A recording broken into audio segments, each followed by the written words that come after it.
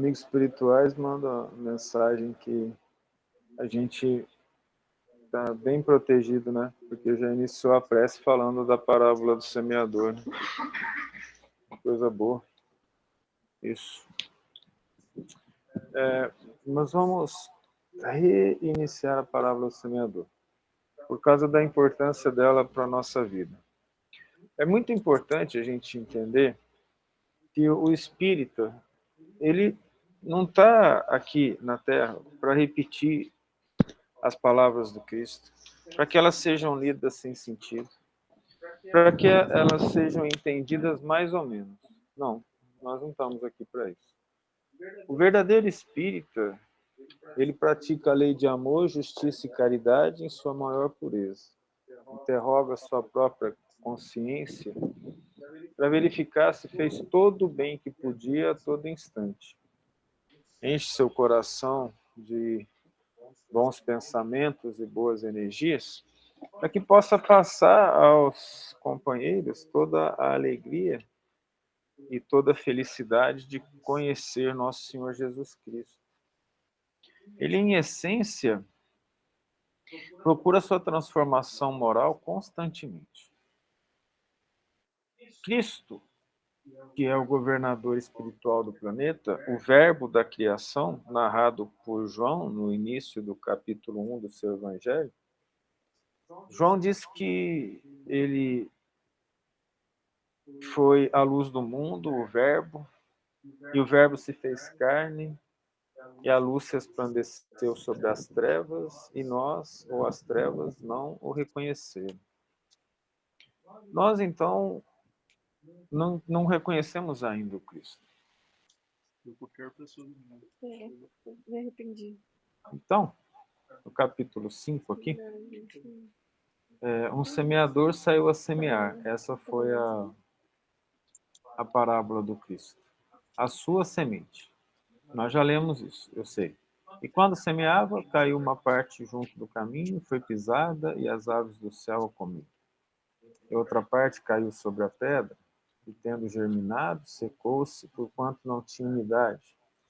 E a outra parte caiu entre espinhos, e tendo germinado com ela, os espinhos a sufocaram. E outra parte caiu em boa terra, e tendo germinado, produziu fruto a 100 por 1, a boa terra que a Ana Paula citou na oração dela. Dizendo ele essas coisas, clamava: quem tem ouvidos para ouvir, ouça. Ora, quem tem ouvidos para ouvir é aquele que busca o entendimento. Ler a vida de Jesus sem penetrar as essências, isso não é ter ouvidos de ouvir. A leitura precisa ser estudo. Para ser estudo, ela precisa ser analisada, pensada e ser colocada no dia a dia. A interpretação da Bíblia se faz assim. Os atos da época do Cristo e esses atos relativos àquela época repassados para a nossa época. Algumas coisas não dá. O Cristo falou para os apóstolos: vai, não leva nada, só leva uma bolsa, chega na casa das pessoas e entra, faz isso, larga tudo, vai para São Paulo a pé e pede para entrar na casa dos outros. Vai sair de lá nem de cueca. Então a questão não é mais ou menos isso. A essência é o quê? A essência é: leva a palavra, mas não procure dinheiro. Não procure entrar na casa ou nos lugares onde as pessoas possam pagar ou ter interesse financeiro. É outra coisa. Outra situação é o que serve para todos e o que serve sempre para nós mesmos. Então, é essencial nós olharmos e fazermos essa análise. Quem tem ouvido de ouvir, ouça. Então, o que a gente vai fazer agora? A gente vai se preparar para ouvir e para ouvir direito. Os discípulos da época o interrogaram, dizendo: que parábola é essa? Quando Cristo vai explicar a parábola, observa-se uma inteligência fenomenal que abrange o tempo passado, presente e futuro da humanidade e dos conhecimentos que ele trouxe. A parábola encerra uma inteligência acima da inteligência humana, no sentido da capacidade de colocar de maneira sucinta, direta e abençoada os conhecimentos que vêm de Deus.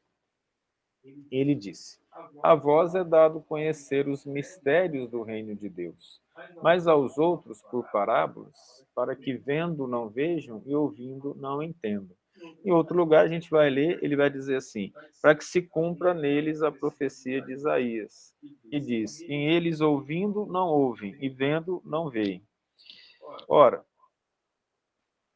o Cristo tinha então uma conversa com os discípulos, separado daqueles que ele falava para o vulgo. Eram situações diferentes. A gente já explicou isso outra hora, mostrando que havia diferença e ainda há diferença entre aqueles que têm condições de entender os conhecimentos mais profundos, outros não têm. Algumas pessoas assim não conseguem entender direito por vários motivos, por falta de atenção, por falta de interesse. Eu vou sempre tentar associar a relação aluno-professor, que é mais comum para mim.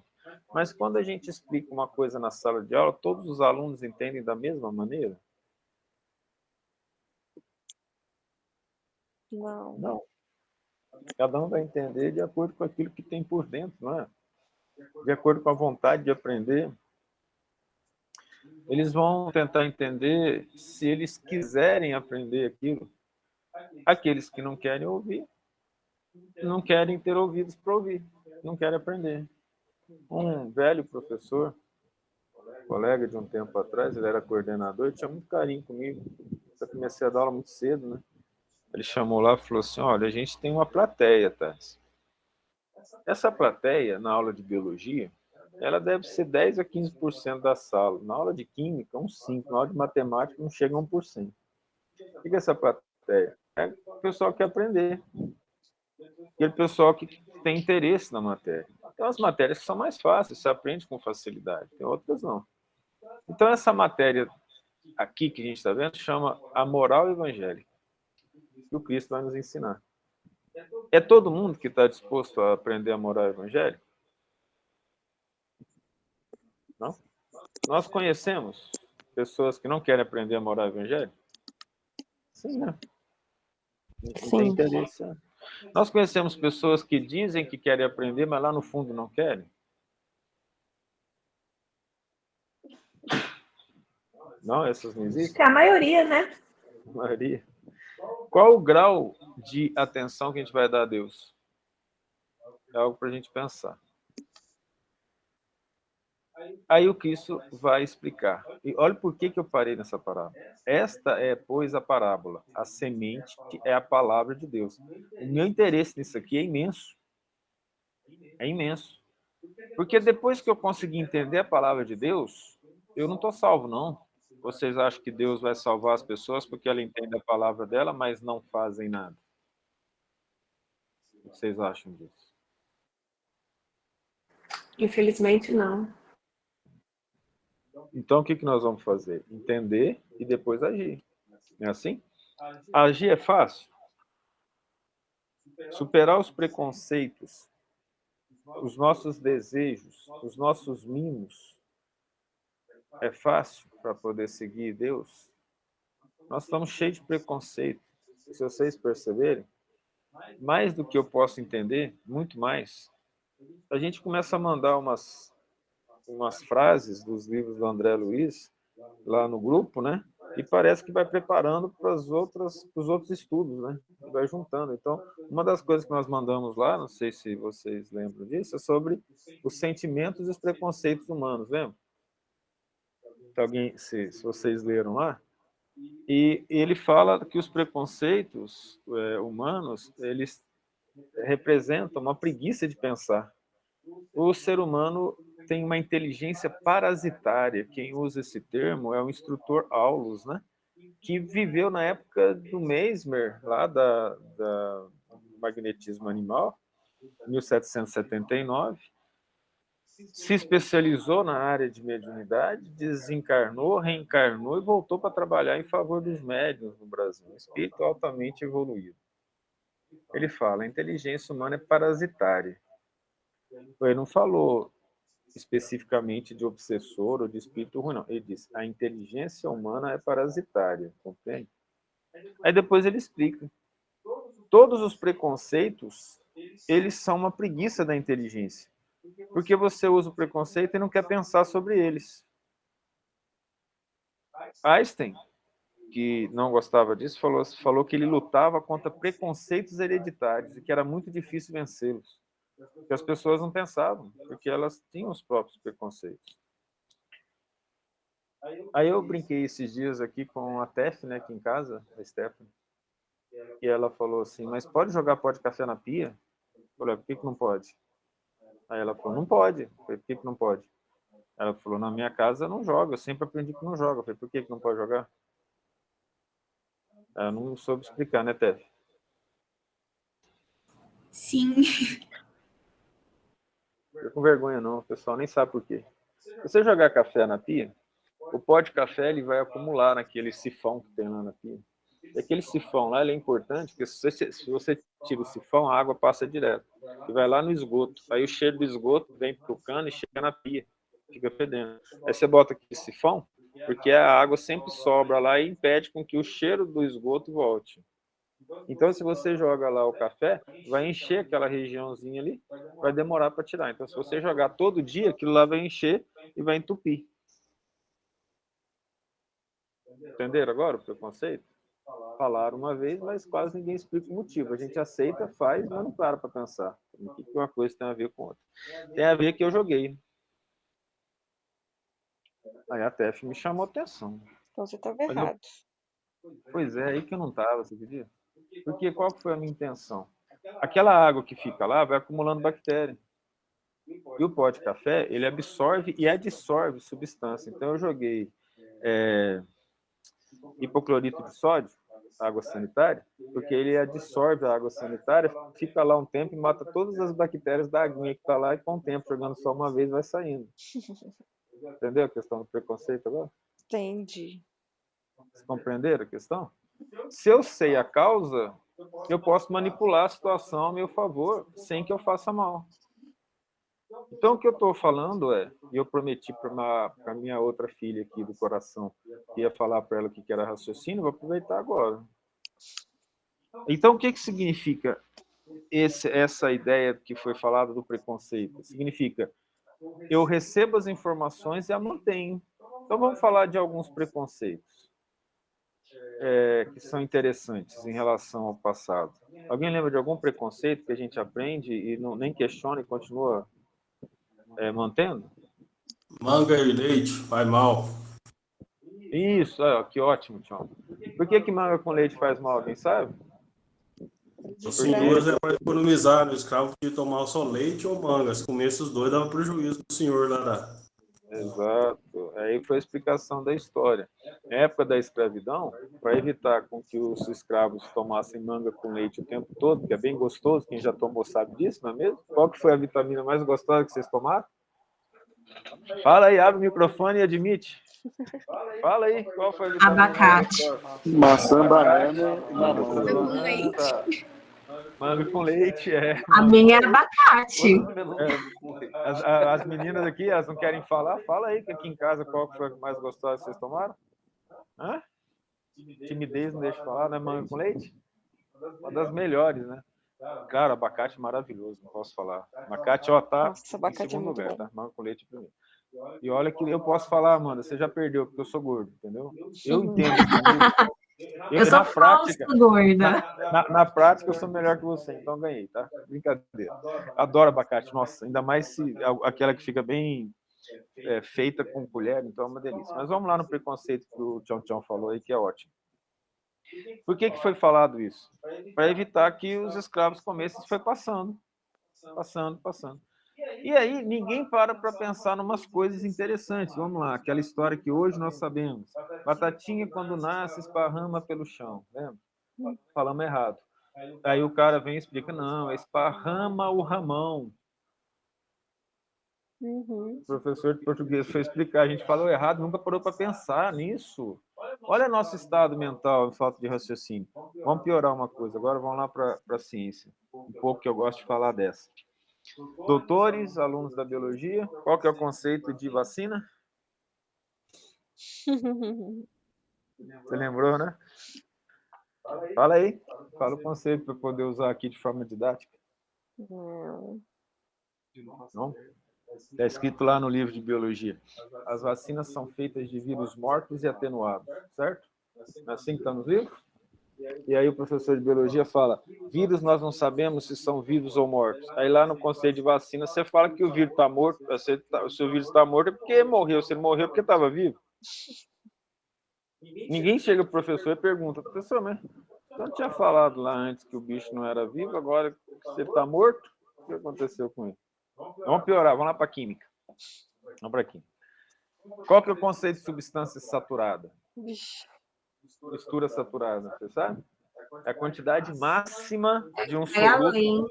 É a quantidade máxima de soluto que cabe num determinado volume de solvente. É o máximo que cabe. Se você botar um grãozinho a mais, aquele grãozinho, ou se ele for dissolvido, outro grãozinho se torna sólido lá na mistura. Aí fica solução saturada com corpo de fumo. Aí ele ensina assim, é o máximo que cabe lá dissolvido. Aí vem a solução supersaturada. É aquela solução que cabe mais do que o máximo dissolvido. Alguém me explica o que é mais que o máximo? É um novo máximo. É porque se altera a temperatura. Não. Quando altera a temperatura, continua saturado ou insaturado, dependendo do tipo de solução, se ela é exotérmica ou endotérmica. Não é isso. Quando altera a temperatura é outra coisa. Mas, olha só, aí significa que em determinadas circunstâncias, se você abaixa a temperatura em dado momento e não há nenhuma modificação do sistema, o sistema comporta mais que o máximo, ou seja, mais do que aquela. Nenhum aluno, nos 16 anos que eu dei aula de química no ensino médio, me perguntou como é possível caber mais que o máximo. Aí eu que contava. Vamos ver se vocês entenderam essa brincadeira do ensino médio agora. A maioria dos alunos está pensando no que está estudando? Não. Está fazendo o quê? Memorizando ou raciocinando? Memorizando. Então vamos lá. Agora Automático. Automático, né? Principalmente o pessoal da neuroanatomia que eu conheci. Mas olha só que coisa interessante. Vamos raciocinar. Eu vou fazer uma prova. A primeira coisa que eu faço quando eu vejo um exercício, o pessoal da física, da matemática, da engenharia vai me falar agora, tá? Vocês pensam em raciocinar sobre o problema ou tentar lembrar de um problema semelhante para ver se ele cabe na hora da resolução? Abre o jogo agora com sinceridade. Fala no microfone aí. No vestibular, tento lembrar, porque na maioria das vezes a questão tem um padrão. Então, sabendo o padrão, você consegue resolver. Aí, depois o raciocínio é só no que você vai colocar de informação na conta, que você já sabe que vai ser a mesma. Gente, ainda bem que tem uma Matê aqui que é sincera e me ajuda, porque senão ia ser um silêncio sepulcral na hora das respostas, né? Vai lá, Marta. Micael, Emanuel, vamos lá, os da exatas aí, ó. Eu tento raciocínio mesmo. Eu vou falar nada. Micael. Vou falar nada que a Marta tenta raciocínio. Ela não tenta lembrar da lista de exercícios que ela fica igual doida fazendo aqui, não. No caso, eu não chego nem a fazer as listas na maioria das vezes. Mas quando a gente tenta lembrar de algo que a gente já fez, né? De uma equação que seja semelhante ou parecido, que dê para manipular. Manuel, meu filho, quero que você seja completamente sincero. Na esmagadora maioria dos casos não era preciso raciocínio. Bastava lembrar daquilo que já tinha sido feito. Emanuel é um aluno muito bom.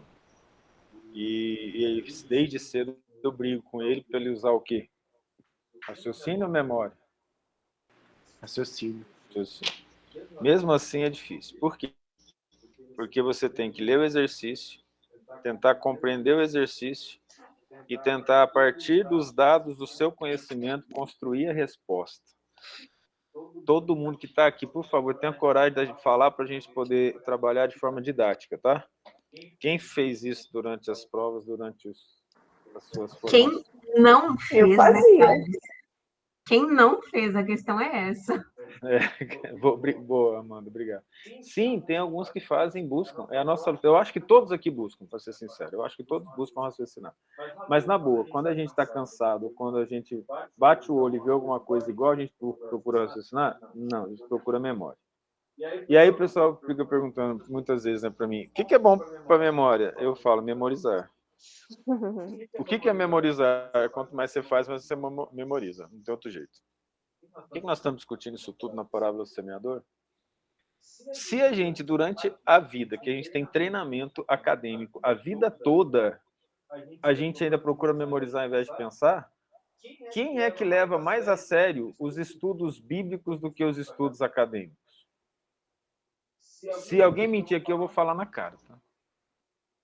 Fala aí. Quem foi que desde cedo falou assim, não, eu vou estudar a Bíblia, porque aqui está a salvação, meu Pai, o Deus, meu Senhor, mandou a palavra dele pelo meu outro Senhor, Jesus Cristo, e ali está a salvação da minha alma. É isso que é importante para mim. Então eu vou estudar e vou entender o que o Cristo falou.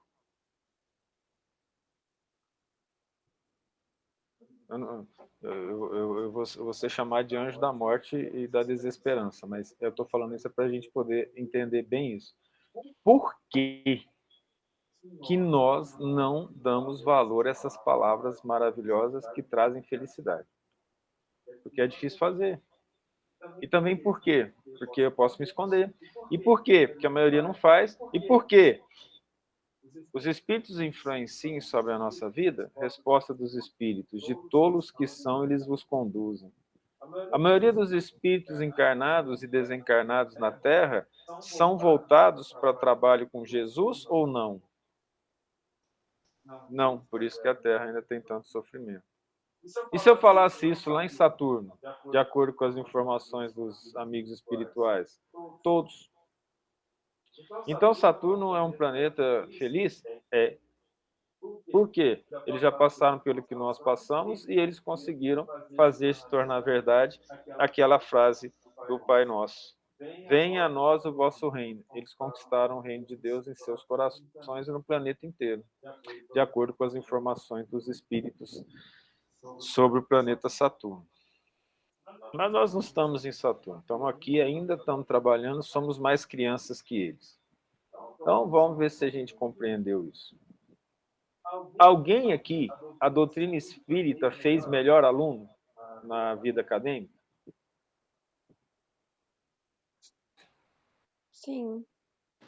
Quem falou assim? Maria Tereza. Maria Tereza, quem mais? A mim também. Michele, quem mais? Emanuel, quem mais? Só? Eu acho Amanda, que sim. Amanda também? É. No meu caso, ela me fez um aluno com vergonha na cara. Eu não tinha. Eu só comecei a estudar mesmo para ter responsabilidade, porque a doutrina espírita me ensinou a necessidade de cumprir meus deveres e o desespero de tentar entender a doutrina sem compreender nada, como um menino que estava lendo Nosso Lar, que estava lendo o Livro dos Espíritos, com 8, 9 anos de idade, e eu falei, eu tenho que aprender esses negócios. A doutrina espírita é a essência da minha vida no sentido acadêmico. Sem a doutrina espírita, eu acho que eu não seria acadêmico, nem professor universitário, e nem estudaria para poder escrever artigos. Ela foi a base, para mim ela foi o fundamento. Aí você vai falar, então você raciocinou desde cedo? Quem raciocinou desde cedo? Minha memória e o meu corpinho, os dois são de elefante. Eu tenho uma memória que foi conquistada nessa vida ou noutra, eu não sei, mas eu tenho uma memória que eu não sei como que essa memória ainda existe, porque eu lembro de coisas que eu nem queria lembrar. Quem convive comigo, eu acho que costuma ter essa sensação, né? Ou não? Tem, né? Umas lembranças assim que é assustador, assim. Aí, então, eu procuro raciocinar? Sim, quase o tempo todo. E aí, o que acontece quando eu estou cansado? Se eu não tiver na memória, não estou nem aí, eu paro de raciocinar. Porque cansa, você acha que não cansa. A gente fica nessa luta. Aí, nessa busca de me aproximar de Deus, e aí a gente não é bom nada, mas a gente quer se aproximar de Deus, eu quero ser um espírito melhor, eu não quero reencarnar, melhor, desencarnar na linha de partida da corrida que eu comecei. Vocês entendem a questão? Nessa maratona eu quero desencarnar perto do fim lá, tendo caminhado bastante, eu não quero isso, então eu vou tentar aprender. É uma luta, é luta. Nisso, a gente tentar fazer isso significa que a gente é melhor que os outros? De jeito nenhum. Nós estamos todos no mesmo caminho, na mesma barca, no mesmo patamar. Ora, O que eu posso falar para vocês é a alegria da tentativa. Essa é boa, ela é gostosa. Que alegria da tentativa que é essa? Essa alegria da tentativa é aquela de você se esforçar o máximo que você pode para poder tentar entender as palavras do Cristo. E esse esforço ele já é recompensado, porque nós podemos parar aqui e fazer algo que para mim é maravilhoso. Vocês podem discordar, fica à vontade e falem. Muitos estudos são feitos em apenas um versículo. Porque o conhecimento que o Cristo traz, ele abrange ciência, passado, presente, futuro, filosofia e, principalmente, comportamento espiritual. Aí isso é uma benção, porque eu posso aprender. E o que eu estou fazendo, então? Começando a ter ouvidos para ouvir. A gente julga as pessoas sem saber? Julga. Maria Tereza levantou lá, achei que ela ia pegar chocolate, pegou um copo d'água. A gente julga as pessoas. Mas o que eu quero falar assim, a nossa luta para ser melhor é fundamental. Então a gente aqui está lutando para ouvir, para ver. Então tá bom. Gente, me arrependi de um tanto de coisa que eu já fiz na vida. Acho que vocês também, né? Pois é. O arrependimento me torna a pessoa melhor? Não. Ele me coloca numa situação espiritual mais vantajosa? Sim. Ele inicia o processo, né? Ah, com certeza. Isso, Guilherme. Coloca a gente mais vantajosa nesse processo. Por quê? Eu arrependendo, eu estou tendo olhos de ver e ouvidos de ouvir. Entendeu o que é o arrependimento? Eu estou me enxergando. Mas você acha que a gente vai enganar Deus falando que eu estou arrependido, mas não vou fazer nada para melhorar? Faz sentido isso? Só o arrependimento resolve? O arrependimento não me dá a condição de entender e me preparar para resgatar o que eu devo. Essa que é a situação. Então, a doutrina espírita nos dá uma condição de enxergar bem isso. Vocês já ouviram falar de um senhor chamado Jerônimo Mendonça? Alguém já ouviu falar? Não, não conheço. É para o pessoal mais novo que não vive doutrina espírita ainda. É porque vocês não frequentam tanto centro, a gente está mais nesses estudos, né? Online. Jerônimo Mendonça foi um palestrante espírita do Triângulo Mineiro da década de 80, 90. Ele era um jogador de futebol amador, um atleta, e aí ele teve uma doença inexplicada, que os médicos chamaram de reumatismo. E ele ficou simplesmente tetraplégico. E aí, nisso, ele foi buscar a causa. E ele conheceu o espiritismo, ele entendeu. Ele falou, eu sei porque eu sou tetraplégico, então agora eu vou trabalhar. Olha só que coisa interessante, né? Eu entendi porque eu sou tetraplégico. Vocês entenderam o que é se tornar tetraplégico quando você estava no auge da juventude, sendo um jogador aclamado na cidadezinha que você mora? Tuiutaba? Imaginar. Aí, ele vira tetraplégico e começa a dar palestras maravilhosas, maravilhosas. E ele era levado na caminha dele, colocado em cima da mesa do centro, e lá ele falava, as pessoas choravam nas palestras. Ele era acompanhado por uma médium chamada Dona Icanusa, que eu pude conhecê-la. Conheci lá em Uberlândia. Ele já tinha falecido, ela já era idosa e eu tive a oportunidade de conversar com ela. Ela foi e contou a seguinte história.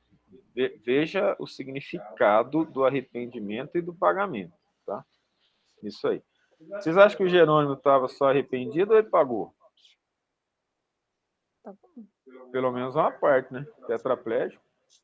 Mas vocês acham que ele recebeu a tetraplegia antes ou depois de ter se arrependido em algum momento da vida ou no plano espiritual? Depois. Depois, óbvio, né? Porque senão Deus não ia mandar para ele algo que ele não suportasse, entendeu? Aí você sabe que o espiritismo tem complicado, né? Porque se é espírita, que você é bonzinho, não sei se os espíritas sabem disso, se não sabe, eu estou decepcionando muito, mas eu vou dizer. A gente é espírita, a gente é mais devedor, viu? A gente não é mais bonzinho que os outros. Aí o que acontece? Ela falou que depois de uma palestra no centro que eu frequentava lá em Uberlândia, chamava Centro Joana d'Arc, ela contando que na saída do centro, numa palestra que ele deu lá, o Jerônimo Mendonça, ela está lá na porta esperando, chega uma senhora e fala assim, nossa, ele deve ter aprontado demais para poder estar tetraplégico. Né? Porque para nós que nós somos espíritos, nós sabemos que só nós pagamos o que nós fizemos para os outros. Porque os outros também têm que saber. O Cristo falou lá no Jardim das Oliveiras, quando Pedro cortou a orelha do sobrinho do sumo sacerdote. Ele vai, faz um milagre, devolve a orelha e fala, Pedro, com ferro fere, com ferro será ferido. Então, se ele era tetraplégico, evidentemente que ele fez alguma coisa com alguém ou machucou muitos outros para poder chegar nesse ponto. Aí ela falou que o espírito chegou para ela e falou assim, fala para ela assim, ele já tem condições de pagar. Vocês entenderam a profundidade do negócio? A gente encarna, muitas vezes, sem ter condições de pagar o que a gente deve para nós mesmos e para a nossa consciência. Deus permite que a gente faça estudos, análises, que a gente sofra algumas coisas, fortaleça o nosso espírito para daqui uma, duas encarnações pagar o que nós devemos. Outras vezes, na mesma encarnação, a pessoa sofre, passa dificuldade, chega no final, um câncer destrutivo, doloroso, deixa a pessoa meses, até anos em sofrimento. É porque ela teve condição de pagar. Mas depois do arrependimento, isso é o pagamento. Então, o arrependimento é o início. É tendo ouvidos de ouvir. Ouvir deu a palavra do Senhor, necessariamente eles praticaram. Travou. Voltou.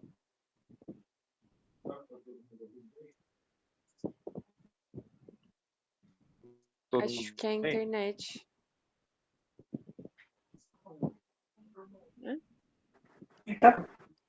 É a minha, então. Que engraçado.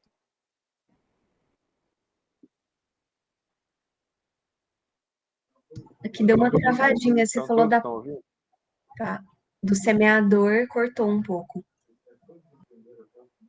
Mas todos entenderam até o final, que eu parei de falar já tem um tempinho, só para a internet restaurar, eu acho.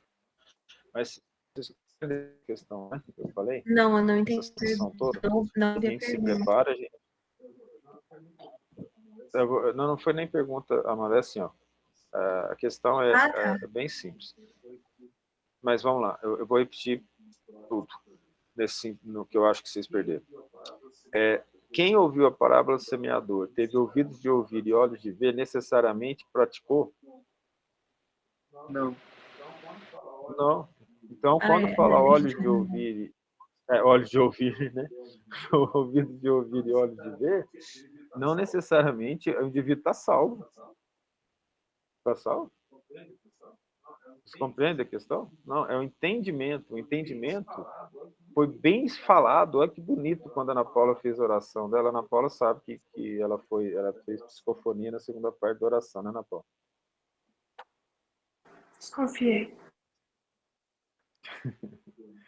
Desconfiou, né?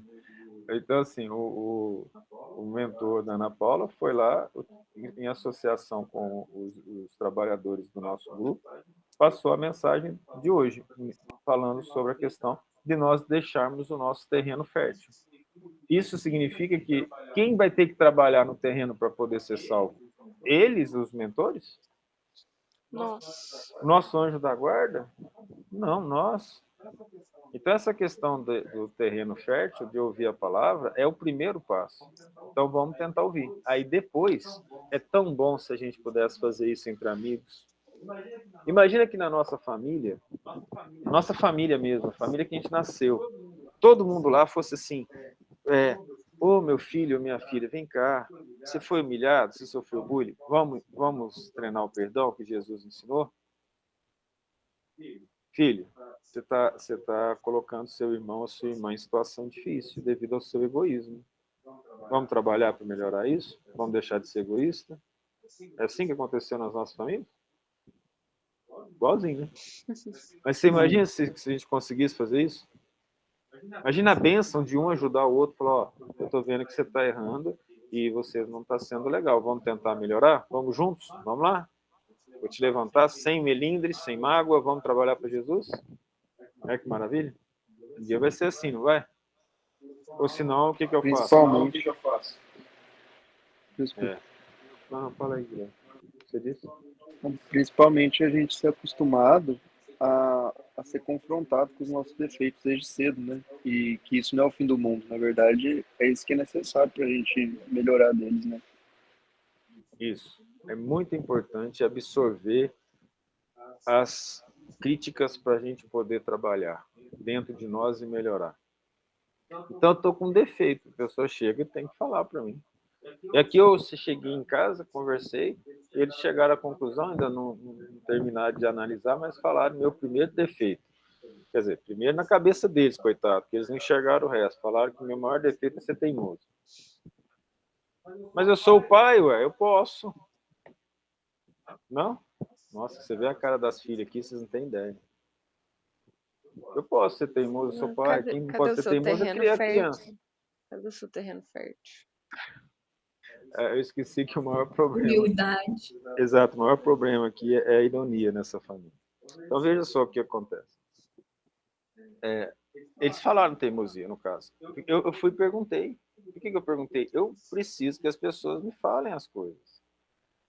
Aí quando eu falar os meus mesmos para eles, aí cai tudo desmaiado aqui, né? A gente tem que analisar os nossos defeitos profundamente para saber em que estado que eu estou.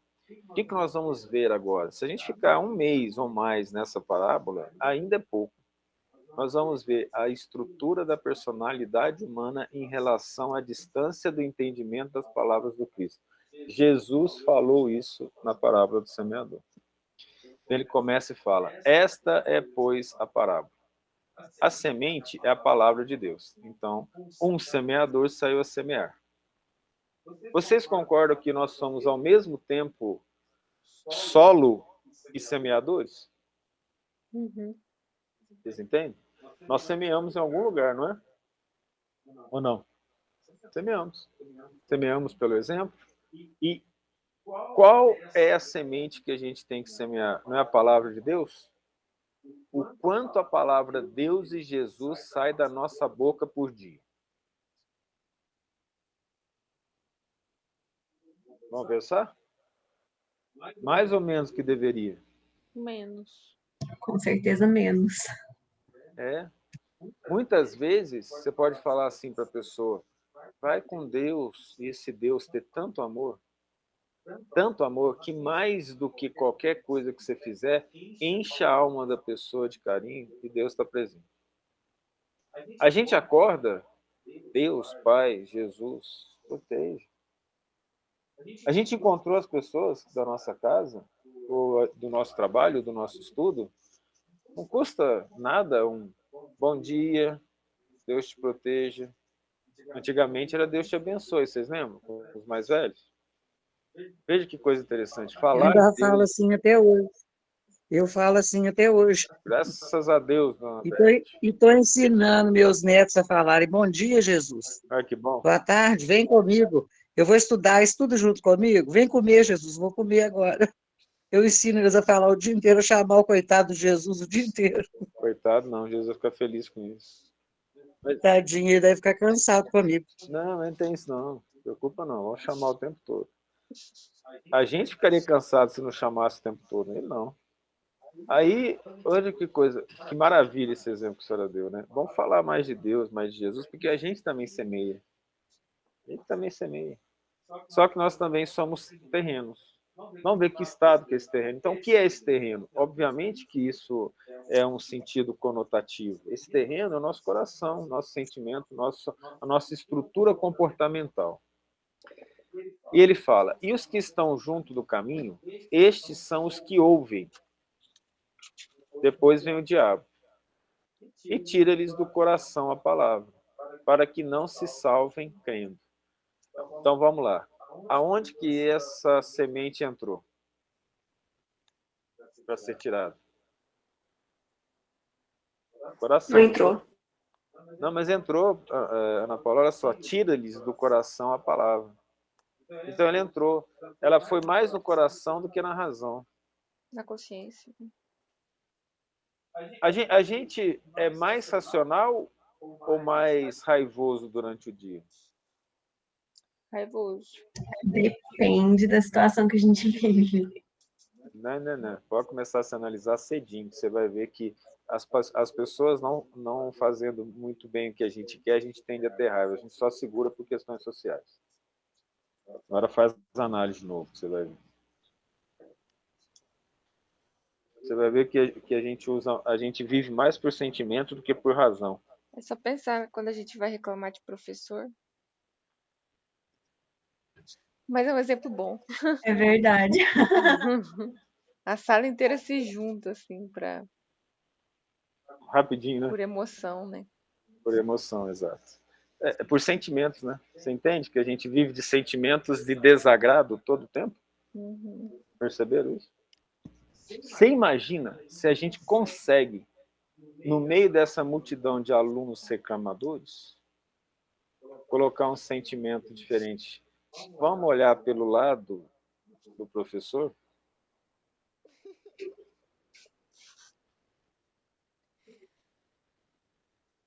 Vamos olhar pelo outro lado, vamos tentar não ter raiva. Ao invés de a gente mandar essas vibrações de raiva para ele, vamos fazer uma oração por ele para ver se ele melhora, porque raiva não vai ajudá-lo, mas oração ajuda, né? E aí? Quando que um aluno falou isso? Prof, não querendo ser puxa-saco, mas meio que você me definiu aí agora. E eu tendo a ser até chata quando eu tenho umas atitudes dessa e, na maioria das vezes, quem tá com raiva não quer solução, não quer pensar o outro lado, quer ficar com raiva.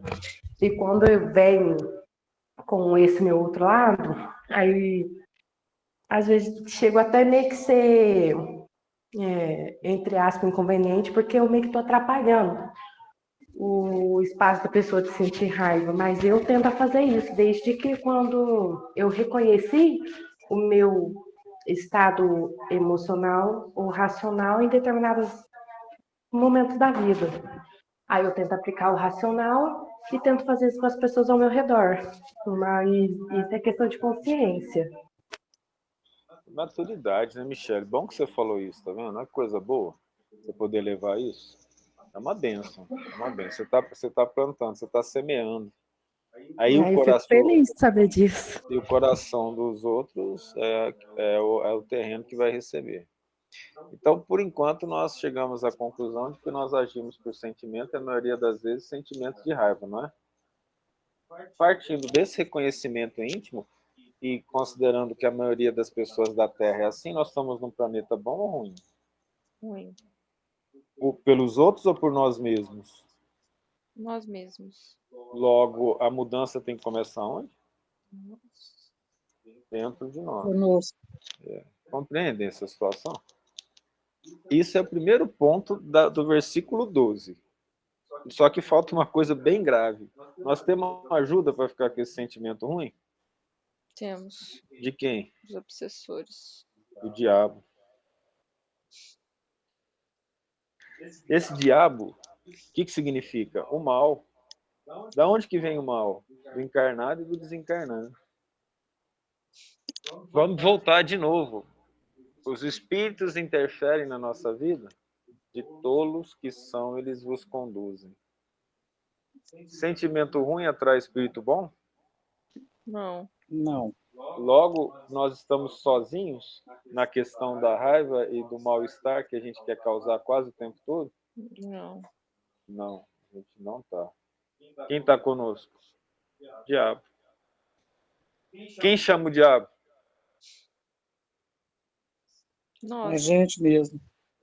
Que a gente acha que o diabo que vem tentar, ele só tenta aquele que está com o pensamento ligado nele, senão ele não consegue tentar. Gente, nós podemos usar a terminologia evangélica, católica, que vai dar no mesmo nessa história aqui. Entendeu? Apenas nós espíritos vamos chamar de obsessores. Que, olhando o obsessor, ele não é um inimigo eterno, ele é um irmão nosso que nós fomos ontem, parecido com ele. Mostrando que nós não podemos jogar a primeira pedra. Aliás, jogar pedra nenhuma. Nem professor, sabe?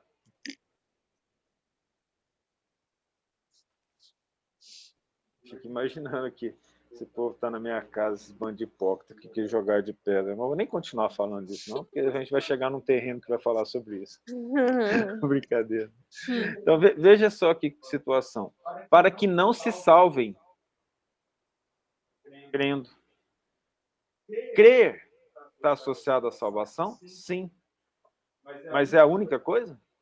Não. Paulo fala, resta então a fé, crença, a esperança e a caridade.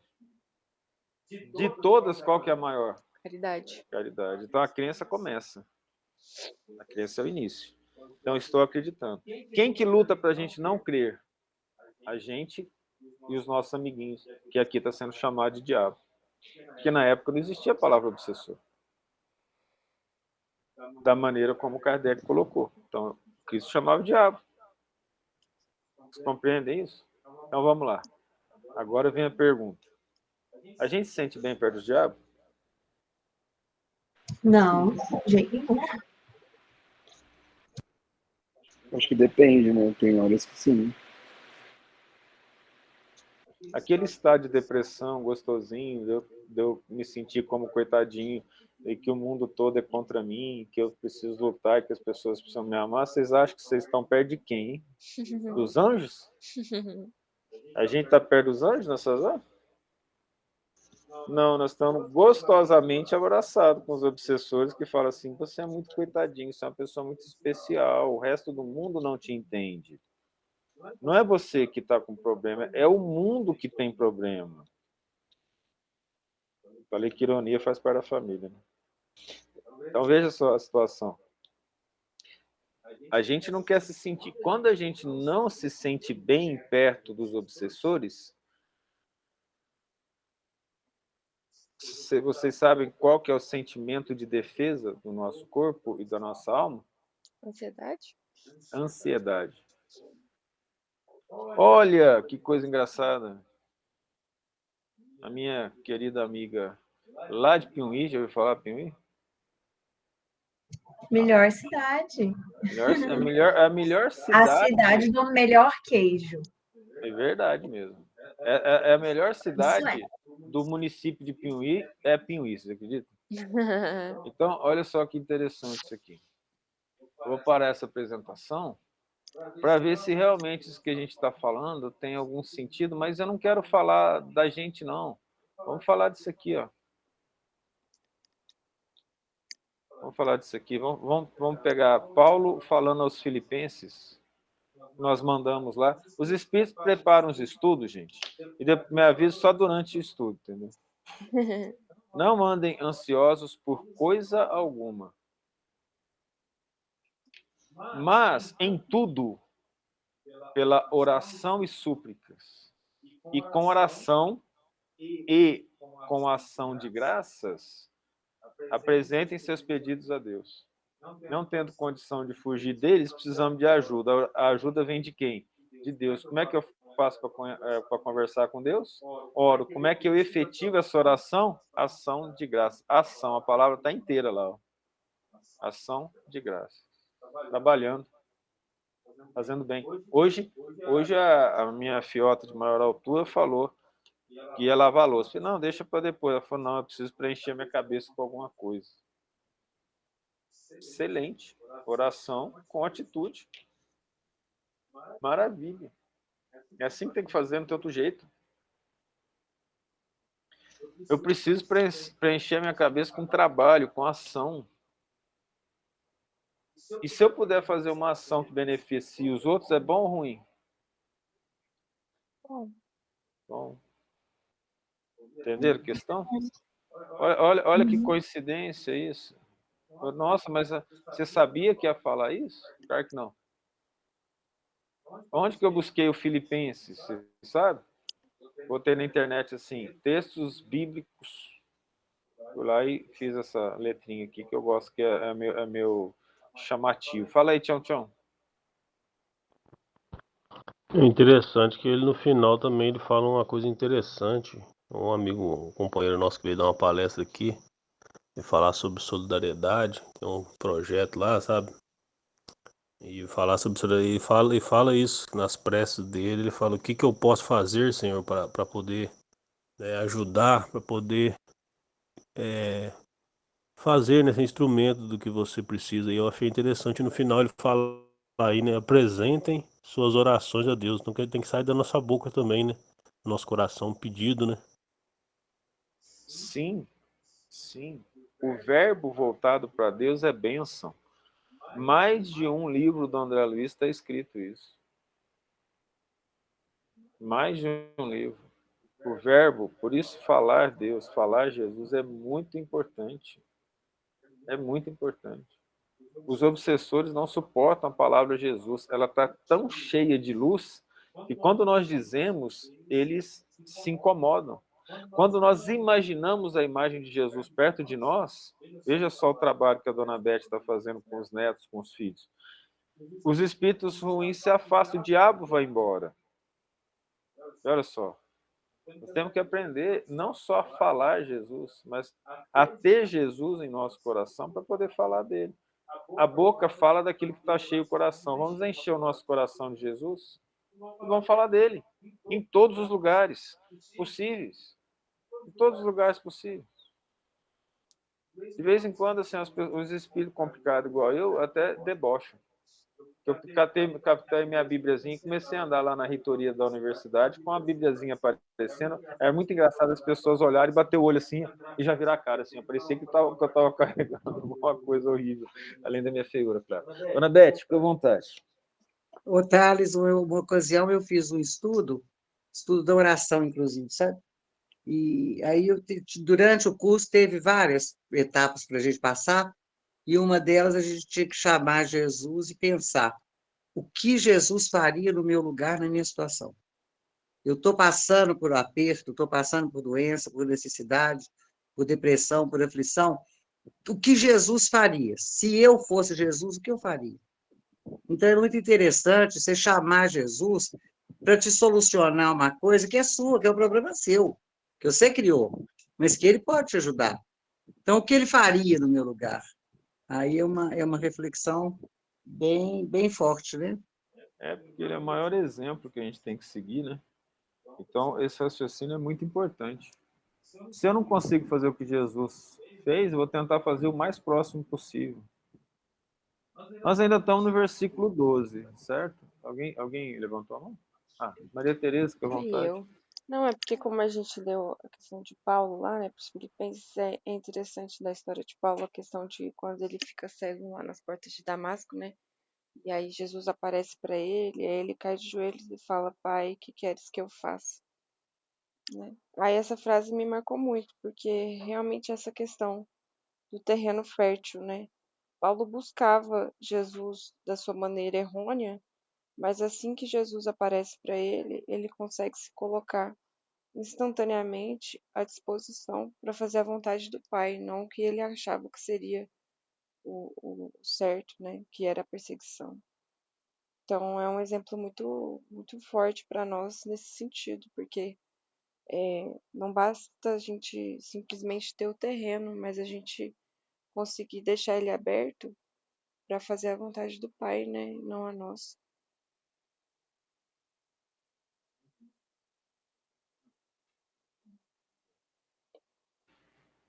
Muito obrigado pelo exemplo. Que foi muito bem lembrado, né? Ele preparou o terreno, mesmo mal direcionado, o amor de Deus veio e trouxe para Jesus. Né? Coisa maravilhosa. Quer ver outra coisa legal? Nós estamos ainda no versículo 12, nós não saímos dele. Vocês acham que tem mais alguma coisa aqui que a gente possa falar? Em termos de análise comportamental? Dá ideia aí pra gente comentar. Tá bom, eu vou ajudar. O termo ouvem, depois de um tempo que vem o diabo, não é? Então a semente ficou um tempo, não foi? Então quanto tempo a semente fica no nosso coração? Já aconteceu conosco de receber uma semente, ela ficar um tempo, ser tirada, depois retornou e a gente deu valor para ela? Sim. É outra coisa também importante. Então, Jesus, em momento algum, ele critica esse indivíduo. Ele apenas fala, o diabo veio e tirou. Em algum momento da nossa encarnação, a gente estava muito mais voltado para o diabo do que para o Cristo. Das nossas encarnações e da nossa encarnação atual também, não é? Sim. Guilherme, você ia falar, eu te cortei. Não? Alguém ia falar aí? Não? Mas vocês entendem que também tem essa questão de quanto tempo? E outra, essa semente, qual o nível dela? Se ela for uma semente muito profunda, então ela vai cair, eu vou meditar, quando ver ela for embora, eu mesmo fui meu próprio diabo, eu mesmo me obsediei, eu mesmo tirei porque não me interessava. Né? Imagina, chega a semente aqui, um espírito fala, ó, eu mandei o recado aqui que você tem que parar de tomar Coca Zero. Olha, isso eu não sei não, mas eu acho que até o fim dessa encarnação, o diabo vai tirar esse negócio de mim. E a semente não vai frutificar. Então tem coisas que a gente não entende. Então, ninguém vai falar de Coca Zero, não. Fala aí, tchau, tchau. Interessante também é a gente pensar que a cada momento da nossa vida, né, a gente ter esse auto-amor com a gente também, né, não se martirizar. Vai ter momentos que a gente vai ser solo pedregoso, vai ser solo com espinho, e vai ter momentos que a gente vai ser o solo fértil, né, e vai ser momentos que a gente vai estar na posição, como você diz, semeador, né.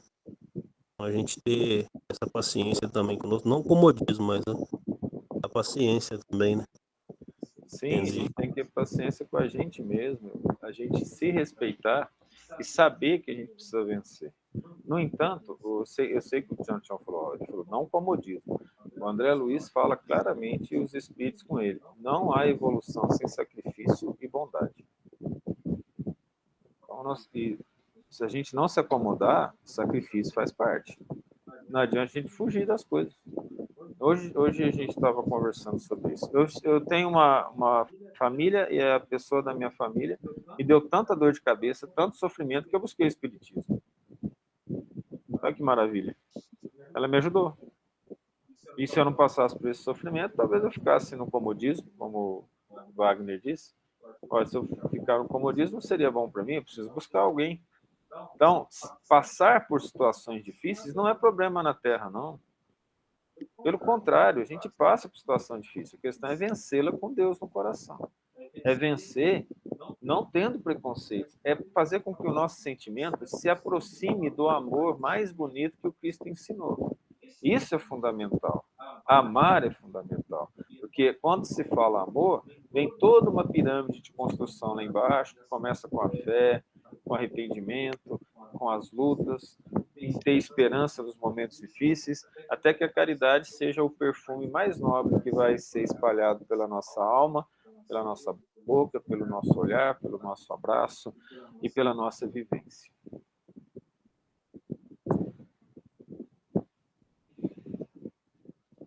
Se não temos mais comentários, vamos terminar. Wagner, faz a oração para a gente. Passa. Obrigado. Fiquem com Deus todos até a próxima terça-feira.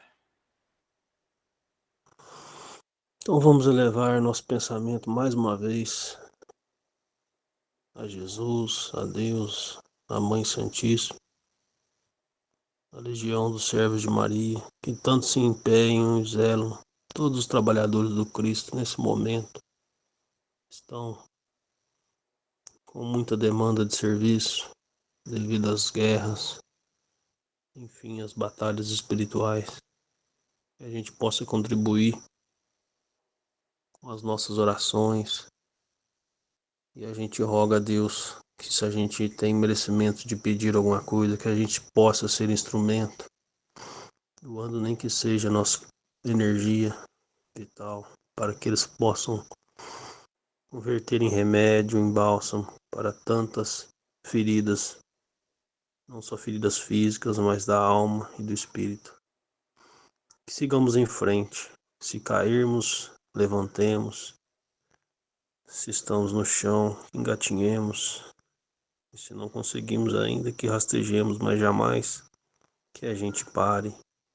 Que tenhamos a fé e a convicção. E que Jesus e a Mãe Santíssima nos deixou em nossos corações, que enquanto houver uma alma sofredora na terra, estarão conosco, que nenhuma das ovelhas está perdida. Então, Senhor, nosso sentimento de gratidão, nosso sentimento de agradecer e se colocar à disposição para quando surgir as oportunidades que a gente não perca e multiplique essas sementes de luz, esses talentos que nos confiou. Muito obrigado, Jesus. Tenhamos uma ótima semana, com responsabilidade, com humildade e caridade sempre. Fiquem todos com Deus, que assim seja. Que assim seja, Senhor. Que assim seja. Boa semana. Boa semana, Boa abraço a noite, todos. boa Obrigado, semana. Para todos. Wagner. Beijo para todos. Tchau. Boa noite.